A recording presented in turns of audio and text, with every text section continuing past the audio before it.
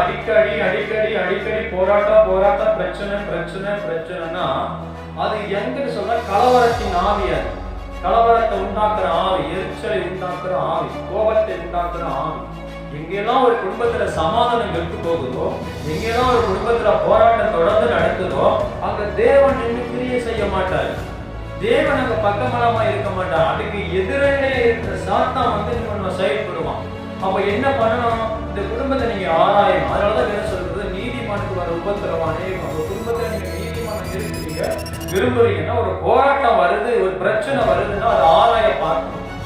Ration கடையில் அரிசி வாங்கும் போது அது நெல்லு கிடக்கு, உமி கிடக்குது, கண்டு கிடக்குது, எல்லாத்தையும் தேடி எடுத்து போடுறது போல ஒரு குடும்பத்துல நம்ம இருக்கிற நாம இந்த குடும்பத்துல என்னென்ன நடக்குது, என்னென்ன இருக்குது, என்னென்ன சம்பவிக்குது, என்னெல்லாம் நடந்து கொண்டு இருக்கிறது, இதெல்லாம் ஏன் நடக்குது, எதுக்காக நடக்குதுன்னு சொல்லி அது ஆராய்ந்து பார்த்து ஜெபத்தின் மூலமா அது ஒவ்வொன்றையும் வெளியேற்றணும். குடிக்கிறவங்க யாரும் குடிக்கிறவங்க நான் சொல்ல மாட்டேன்.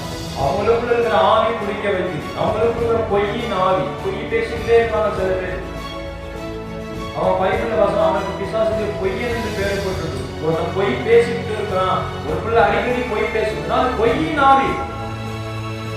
ஆவிகள் அது ஒரு ஆவி, அது ஒரு ஃப்ரெண்ட், அது ஒரு ஆவி, அது ஒரு அசுத்தாவி. அது அடிக்கடி பொய் பேசிக்கிட்டே இருப்பாங்க, எந்த உண்மையே இருக்காது. ஏன்னா அது பொய்யின் ஆவி. பிசாசு பொய்யின் ஆவி சொல்லப்பட்டிருக்கிறது. இயேசு கிறிஸ்துவ தேவனுக்கு மனுஷனை ஏறுவதை பிரிக்கும் போது என்ன சொன்னா, ஒரு பொய்ய சொன்னா தெரியுமா உங்களுக்கு? நீங்க தேவர்களை போல இருப்பீங்க, நீங்க சாக மாட்டீங்க. ஆனா செத்துறாங்கல்ல, சாகுறாங்கல்ல. அப்ப அவங்க என்ன சொன்னா, மனுஷன் சாக மாட்டான்னு சொன்னா இல்லையா? நம்ம சாகுறோமா இல்லையா? அப்ப ஏன் சாகுறோம்? அவ பொய் சொன்னான், அவ பொய்யின் ஆவி அவன்.